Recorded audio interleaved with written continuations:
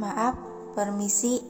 Anissa menghentikan langkah kaki seorang pelayan yang baru saja keluar dari sebuah pintu tunggal. Iya, ada yang bisa saya bantu, Nona? Itu kamar adik iparnya Mbak Misa yang mana ya?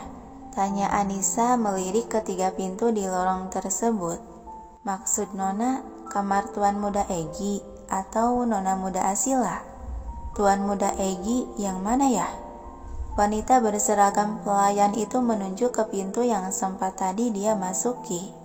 Anda bisa masuk ke dalam pintu ini kamar beliau. Ah, begitu ya. Anissa melirik pintu bercat hitam tersebut, lalu melirik kembali pada pelayan itu dan tersenyum disertai anggukan sopan. Apa pemilik kamar ini ada di dalam? Oh, kalau di jam segini Tuan Muda Egi masih belum pulang. Beliau masih di sekolah. Apa Nona ada perlu dengan beliau? Ah, itu... Terjeda sejenak, Anissa teringat lagi akan pesan yang dikatakan Misa, agar dirinya sendiri yang meletakkan map tersebut jangan sampai diberikan ke orang lain. Segera dia tersenyum menatap wanita di hadapan. Sebenarnya saya diminta oleh Tuan Arga untuk menyimpan berkas ini ke meja belajar Tuan Muda Egi. Apa boleh saya masuk sedangkan pemilik kamar sedang tidak ada? Si pelayan mengangguk dan tersenyum penuh makna. Silahkan Nona, silahkan masuk saja. Anda letakkan berkas itu di meja belajar. Beneran nih, nggak apa-apa, langsung masuk aja. Yang dibalas anggukan yakin. Iya, silahkan Nona. Walau ragu, Anissa melangkah mendekati pintu tersebut sehingga melewati si pelayan. Baiklah, jadi kamu sudah jadi saksi mata ya. Aku memasuki kamar ini hanya untuk menyimpan berkas ini saja, kata dia yang tak mendapati jawaban dari si lawan bicara.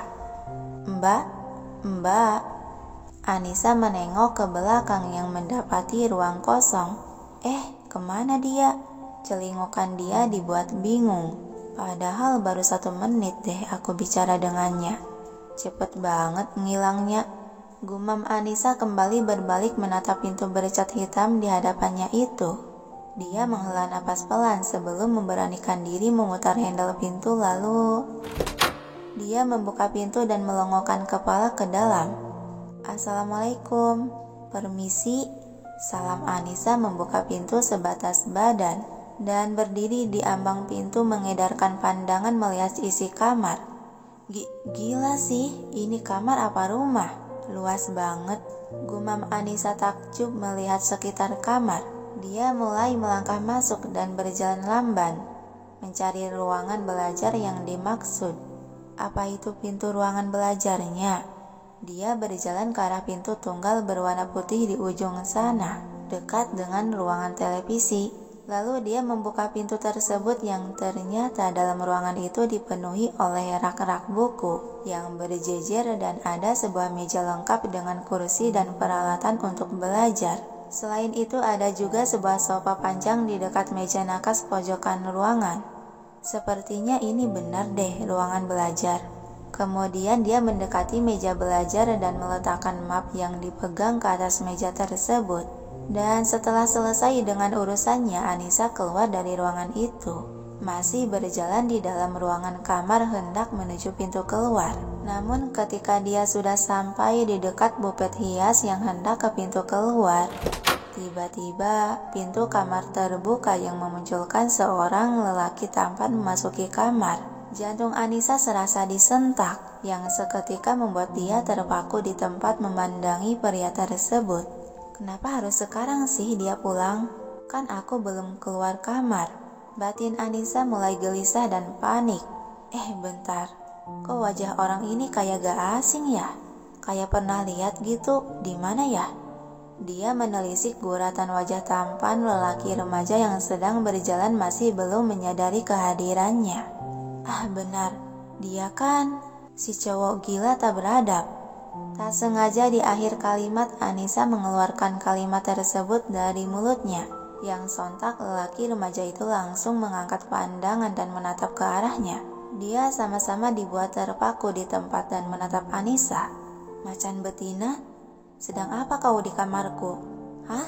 Seakan pikirannya telah kosong akibat tersadar kalau dia sedang kepergok. Aku disuruh menyimpan kau. Jelaskan yang benar. Tatapan Egy memincing tajam seiring berjalan pelan mendekati gadis yang berdiri di depannya, membuat Anissa refleks memundurkan langkah kakinya untuk menjauh. Kau sedang apa di kamarku, hah? Suara Egy terdengar meninggi dengan tatapan dingin mengintimidasi. Ditatap begitu jantung Anissa semakin berdetak cepat dengan tubuh bergetar dibuat kaku. Sial, ada apa dengan badanku dan suaraku? Masa aku takut sama bocah SMA ini? Batin Anissa berteriak merasa terpojok.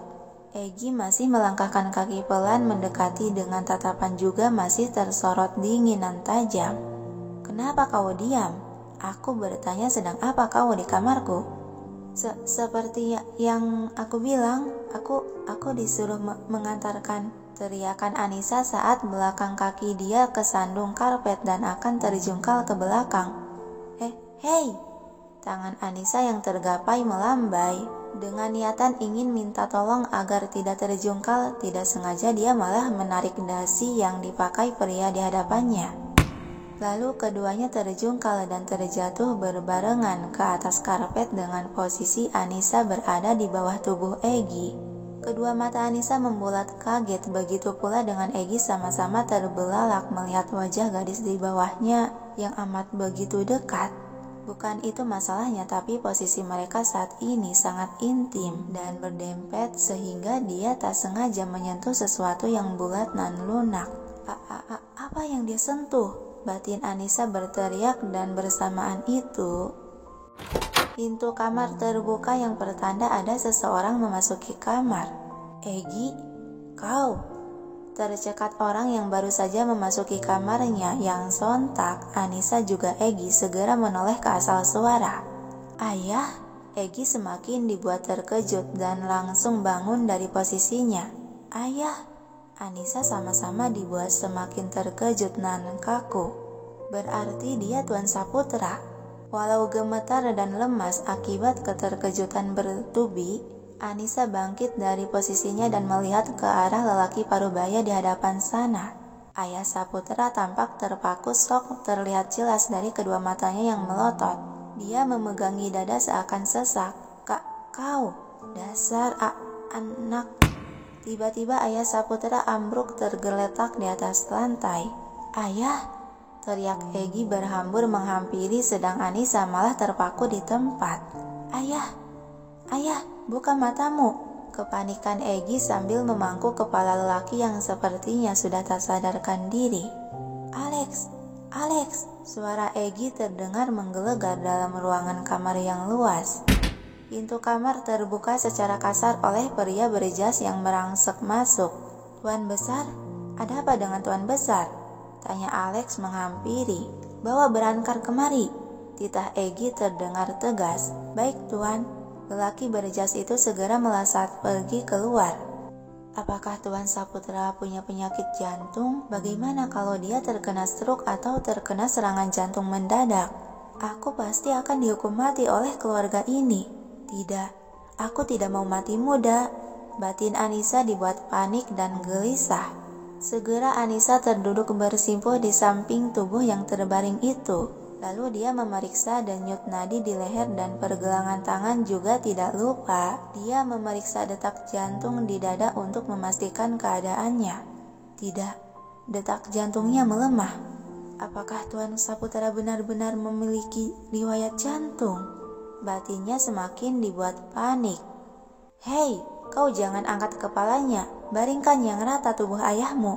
Titah Anissa, namun Egy menatap tajam ke arah gadis yang berada di sebelahnya itu. Kau, ini semua gara-gara kau. Apaan sih? Jelas-jelas ini salah kau sendiri. Nanti lagi kita bahas soal itu. Yang penting sekarang ayahmu. Aku ingin melakukan pertolongan pertama. Jadi cepat kau baringkan yang benar. Cerocos Anissa menggebu. Lalu dia segera bergerak melepaskan jam tangan yang melekat di pergelangan tangan Saputra. Walau tak yakin, Egy akhirnya menurut membaringkan si ayah dengan benar. Angkat kedua kakinya lebih tinggi dari dada dan kepala. titah Anissa lagi. Kau, apa Kau tidak mau ayahmu selamat Cek. Egi mendesah pasrah dan bergerak berpindah tempat, lalu mengangkat kedua kaki Saputra ke atas pangkuan. Anissa hendak melonggarkan sabuk di celana. Kau, suara Egi menghentikan pergerakan tangan Anissa. Apa yang akan kau lakukan? Kau mau berbuat kotor terhadap ayahku Egi menarik lengan gadis itu, dan dengan cepat Anissa menangkis cekalan tersebut.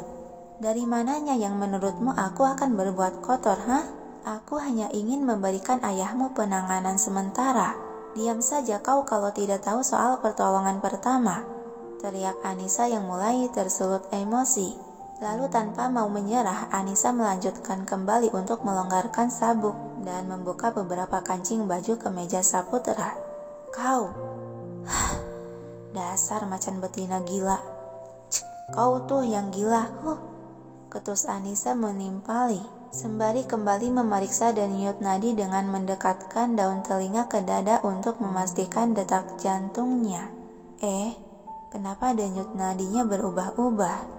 Batin Anissa merasa aneh.